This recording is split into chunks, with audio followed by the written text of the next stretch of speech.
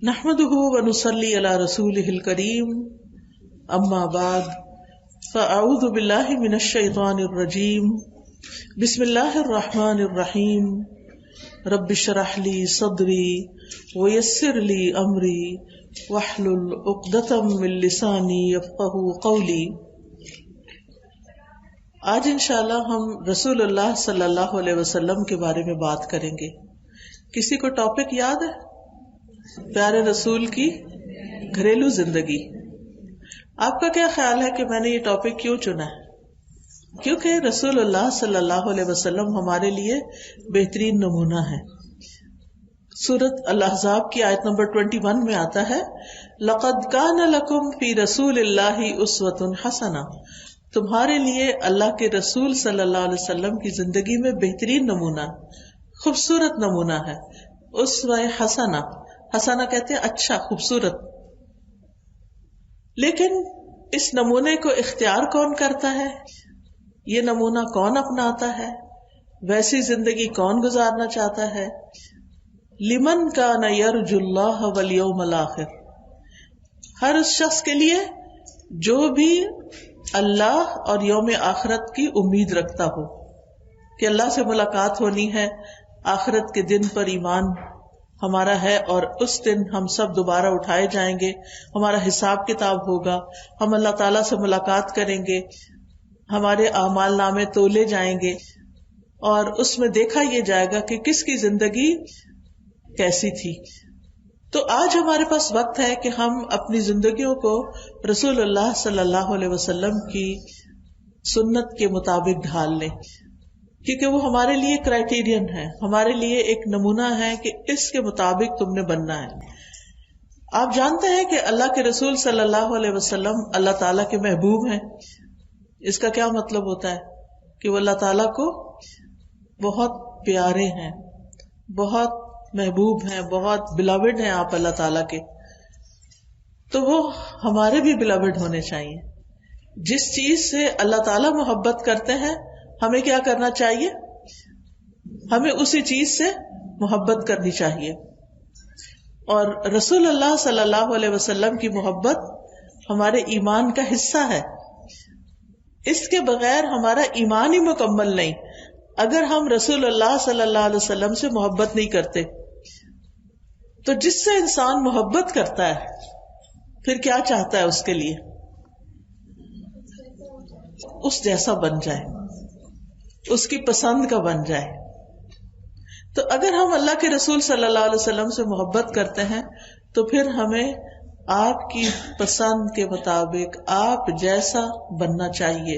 یعنی ہم نعوذ باللہ رسول نہیں بن سکتے، لیکن آپ کے طور طریقے، آپ کے اخلاق، آپ کے آداب، آپ کے مینرز، آپ کا جو لائف سٹائل تھا، جتنا زیادہ ہم اس کے قریب ہو سکیں اتنا ہی اچھا ہے۔ یہ ٹاپک تو بہت بڑا ہے، لیکن میں چند چیزوں کے اوپر انشاءاللہ اس مختصر سے وقت میں روشنی ڈالوں گی۔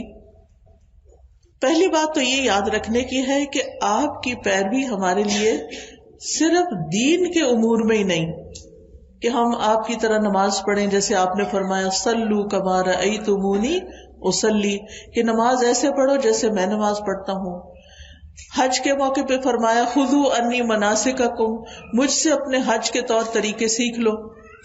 تو یہ رہنمائی رسول اللہ صلی اللہ علیہ وسلم کی ذات سے ہمیں صرف عبادات میں نہیں لینی، بلکہ آپ کی ساری زندگی ہی ہمارے لیے بہترین نمونہ ہے۔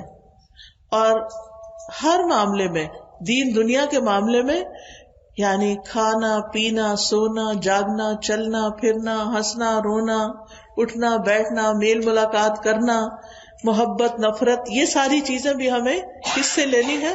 محمد صلی اللہ علیہ وسلم سے، کہ وہ کیسے کرتے تھے، وہ کیسے اللہ تعالیٰ کے اتنے پیارے بن گئے، اور ہم اللہ کے پیارے کیسے بن سکتے ہیں۔ ہم کون سا کام کریں کہ ہمیں اللہ تعالیٰ کی محبت حاصل ہو، اس کا طریقہ ہمیں اللہ سبحانہ وتعالیٰ نے قرآن مجید میں بتا دیا۔ اللہ تعالیٰ فرماتے ہیں قُلْ إِن كُنتُمْ تُحِبُّونَ اللَّهَ فَاتَّبِعُونِي يُحْبِبْكُمُ اللَّهُ وَيَغْفِرْ لَكُمْ ذُنُوبَكُمْ، کہہ دیجیے اگر تم اللہ سے محبت کرتے ہو تو پھر تم کیا کرو؟ میری پیروی کرو، یعنی محمد صلی اللہ علیہ وسلم کو فالو کرو، تمہیں کیا ملے گا؟ یحببکم اللہ، اللہ تم سے محبت کرے گا. وہ انسان کتنا خوش قسمت ہے جس سے اللہ تعالیٰ محبت کرتا ہو. اگر کوئی آ کر آپ کو یہ بتا دے کہ اللہ تعالیٰ آپ سے محبت کرتے ہیں، آپ کا کیا حال ہوگا؟ ہمیں تو کوئی یہ بتا دے کہ کوئی انسان ہم سے محبت کرتا ہے تو ہم تو اسی پہ خوش ہو جاتے ہیں. اچھا کوئی ہم سے محبت کرتا ہے، اور اگر کوئی محبت نہ کرے اپنا پیارا تو ہمارا دل دکھا رہتا ہے کہ بچے پیار نہیں کرتے، ہسبینڈ پیار نہیں کرتے، فلاں نہیں کرتا، فلاں نہیں کرتا، مجھے زندگی میں پیار نہیں ملا، لوگ اس کے لیے ترستے رہتے ہیں. تو یہ تو انسانوں کا پیار ہے.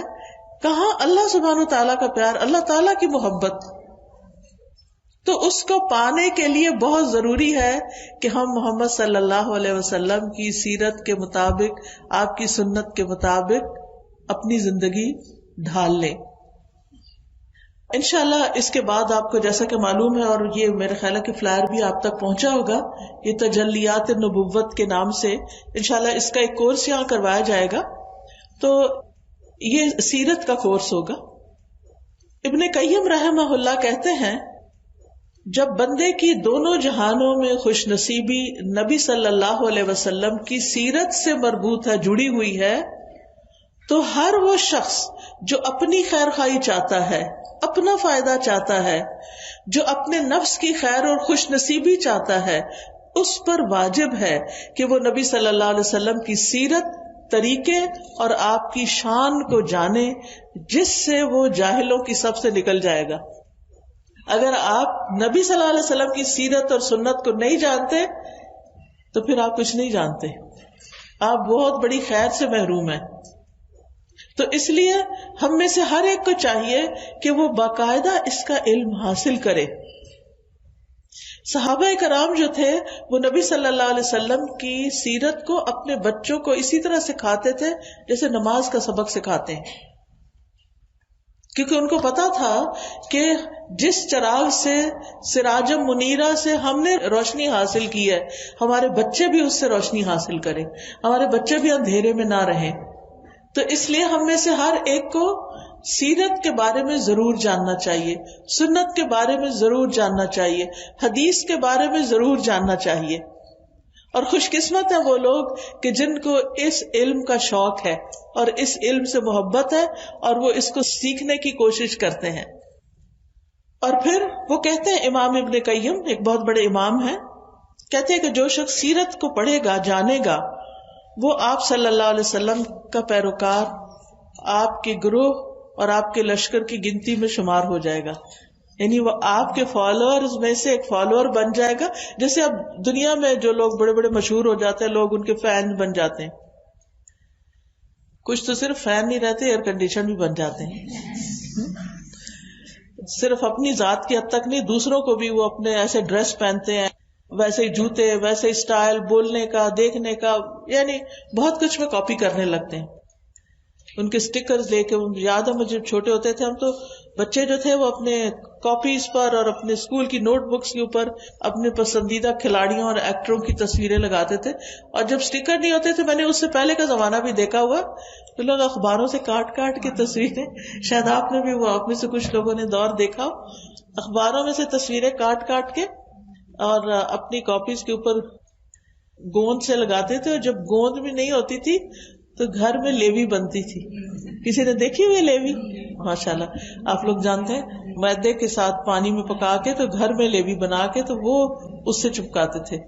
مجھے اچھی طرح یاد ہے کہ میں اس وقت بہت چھوٹی تھی، تو ذوالفقار علی بھٹو اس وقت وہ تھے وزیر خارجہ تھے شاید، تو ان کے اکثر بیان آتے تھے اور اخبار میں طرح طرح کی تصویریں آتی تھی. پتہ نہیں مجھے کیا کریز ہوا تو میں نے وہ کاٹ کاٹ کے لگانی شروع کر دی. کچھ پتہ نہیں، کچھ خبر نہیں کون ہے کیا ہے، لیکن وہ جیسے ہر کوئی باتیں کر رہا ہوتا ہے تو انسان، بچے بھی انسپائر ہو جاتے ہیں اور پھر وہ وہی کچھ کرنے لگ جاتے ہیں. تو بہرحال ہر انسان کے دل میں یہ ایک کمزوری ہے، ایک خواہش ہوتی ہے کہ وہ کسی کو پسند کرے اور پھر اس کی طرح کے کام بھی کرے یا اس کو چاہے. یہ کسی کو چاہنے کی جو خواہش ہے نا، یہ اللہ نے ہمارے دل کے اندر رکھ دی ہے.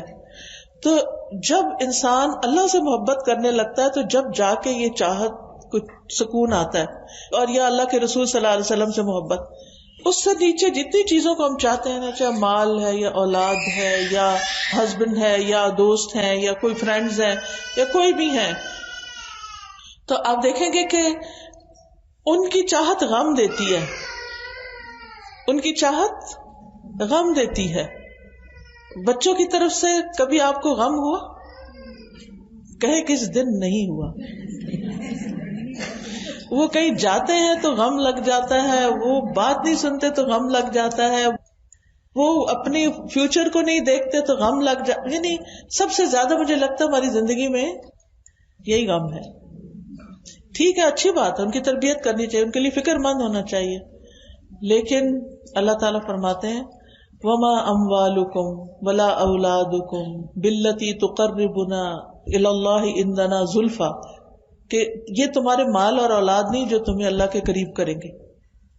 ان کی اپنی زندگی میں ایک جگہ ہے، لیکن اس کے بعد وہ ایک انڈیپینڈنٹ انڈیویجولز ہیں جن کی اپنی بھی زندگی ہے. ہمیں ان کو سپیس دینی چاہیے، ہمیں ان کو ان کی مرضی کے مطابق بھی اگر وہ اللہ کی حدود کے اندر ہے تو جینے دینا چاہیے.